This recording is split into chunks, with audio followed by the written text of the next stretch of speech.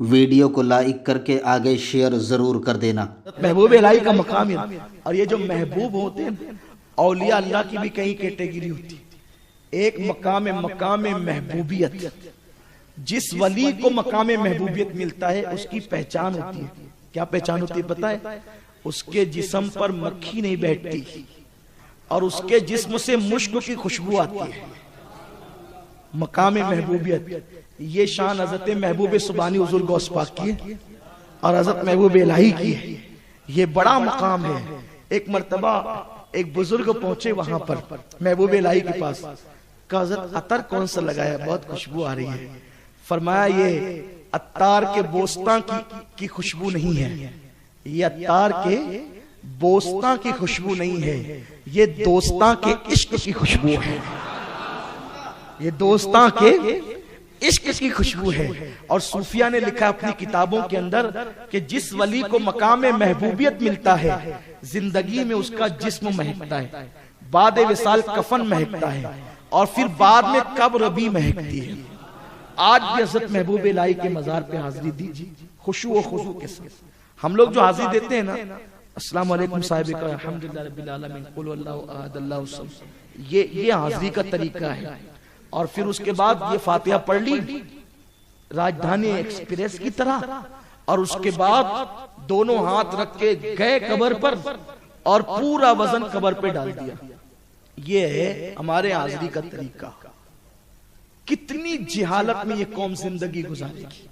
ہمارے بزرگوں نے فرمایا ولی کے آستانے پر جاؤ تو یوں حاضری دو، وہ حیات ہوتے زمین کے اوپر تو کتنا ادب کرتے، بس اسی طرح ادب کرو۔ اب آپ ہم لوگوں سے، ہم آپ سے ملتے ہیں تو کیا کندھوں پہ پورا وزن ڈالتے جی؟ نہیں تو پھر قبر پر پورا وزن کیوں ڈالتے؟ میں حضرت مولانا اسحاق رحمت اللہ علیہ کے سندل میں گیا تو جس کو دیکھ رہا ہوں کہ وہ پوری قبر پہ ہاتھ ڈال کر کے جو وہ پورا وزن ڈال رہا ہے، میں کہا کیا کرتے ہو؟ اور کچھ لوگ ناراض بھی ہوئے کہ یہ جب آتے ہیں کسی نہ کسی کو کچھ نہ کچھ کہتے ہیں، پھر غلط دیکھوں تو نہ کہوں تو کیا ہوگا؟ یہ کوئی بات ہوئی؟ پورا وزن قبر پہ ڈال دیا۔ ادب سے جو ملتا ہے، جو ادب سے ملتا ہے وہ مانگنے سے بھی نہیں ملتا۔ ادب بہت بڑی چیز ہے۔ ٹھیک ہے اولیاء اللہ کی قبر چومنا اس کا طریقہ ہے، ہاتھ مس کرو چوم لو، یا پھر اگر چومنا ہی ہے تو پھر ایسے حساب سے چومو کہ آپ کے لب قبر پر لگے، پورا وزن قبر پر۔ اور آپ جانتے ہیں اللہ کے حبیب صلی اللہ علیہ وسلم نے فرمایا جن چیزوں سے زندوں کو تکلیف پہنچتی ہے ان چیزوں سے قبر والوں کو بھی تکلیف پہنچتی ہے۔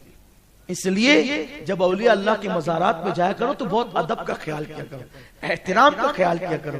ارے ولیوں کے مزار کا ادب تو فرشتے بھی کرتے ہیں، اولیاء اللہ کے مزار کا ادب فرشتے بھی کرتے ہیں۔ اس لیے ہمیں چاہیے کہ ہم اللہ والوں کے مزارات کا ادب کریں، ادب سے جائیں۔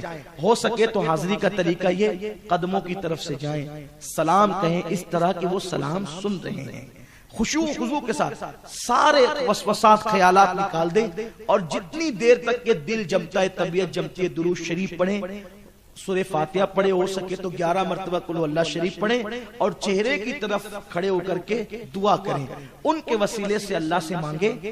یہ زیادہ بہتر طریقہ ہے کہ ان کے وسیلے سے اللہ سے مانگیں، لیکن اگر ان کو اللہ کا بندہ سمجھ کر ڈائریکٹ ان سے بھی مانگے کہ اللہ کی عطا سے اذن سے یہ مجھے عطا کریں گے تو بھی مانگ سکتے ہیں۔ ٹھیک ہے، دونوں طریقے ہیں، لیکن افضل طریقہ کون سا ہے کہ ان کے وسیلے سے اللہ کی بارگاہ مانگے۔ اور ایک طریقہ یہ بھی ہے جو اہل اسلام میں چلا رہا ہے کہ ان سے بھی مانگ سکتے ہیں، جائز ہے، یہ ناجائز نہیں ہے۔ کیونکہ طبرانی کی روایت ہے کہ میری امت کے وہ لوگ جن کے چہرے نورانی ہیں، جن کو دیکھ کر خدا یاد آتا ہے، ان سے دنیا اور آخرت کی حاجتیں مانگا کرو، تم ضرور پاؤ گے، کیونکہ اللہ نے میری رحمت کا حصہ میری امت کے اولیاء میں رکھا ہے۔ تو اولیاء اللہ سے بھی مانگ سکتے ہیں، اس کا انکار نہیں کرنا چاہیے۔ تو حضرت محبوب الہی کی بات چل رہی تھی کہ آج بھی ان کے مزار مقدس سے خوشبو آتی ہے، اور سرکار غوث پاک کا بھی وہی معاملہ ہے۔ میرے آقا علیہ السلام کے دیوانوں تو بات چل رہی تھی اس مجذوب کی کہ اس نے کہا مولانا نظام جب تم کو چاند بننے کا شوق تھا تو اس وقت تم کو سوچنا چاہیے تھا کہ چاند بنو گے تو انگلیاں تو اٹھے گی، اب جب کہ چاند بن چکے ہو تو انگلیوں سے ڈرتے کیوں ہو؟ اور جنگلوں بیابان میں جانے کی باتیں کیوں کرتے ہو؟ یہیں پہ رہو اور لوگوں کو فائدہ پہنچاؤ، یہیں پہ رہو، کرو، لوگوں کو بدلنے کی کوششیں کرو۔ تو حضرت نے پھر باہر نکلنے کا اور دلی چھوڑنے کا ارادہ ترک کر لیا۔ غیاث الدین تغلق اس بادشاہ نے آپ کے قتل کا فیصلہ کیا کہ میں نظام الدین کو قتل کر دوں گا۔ حضرت مولانا رکن الدین محبوب الہی سے بہت پیار کرتے تھے، تو انہوں نے سوچا کہ چلو مولانا نظام الدین کو سمجھائیں گے۔ اچھا یہ نظام الدین آپ کو لقب کیسے ملا وہ بھی تھوڑی میں ایک دم شارٹ میں سن لیں، ٹائم ختم ہو گیا لیکن سن لیں۔ آپ فرماتے ہیں کہ میں راستے سے جا رہا تھا، اچانک کسی نے کہا مولانا نظام الدین، پلٹ کر دیکھا تو کوئی نہیں تھا۔ پھر اس کے بعد سے جس کو دیکھو مجھے مولانا نظام الدین کہتا، نظام الدین کہتا، نظام الدین۔ یہ جو القابات ہوتے ہیں نا، خود سے کوئی گڑتا ہے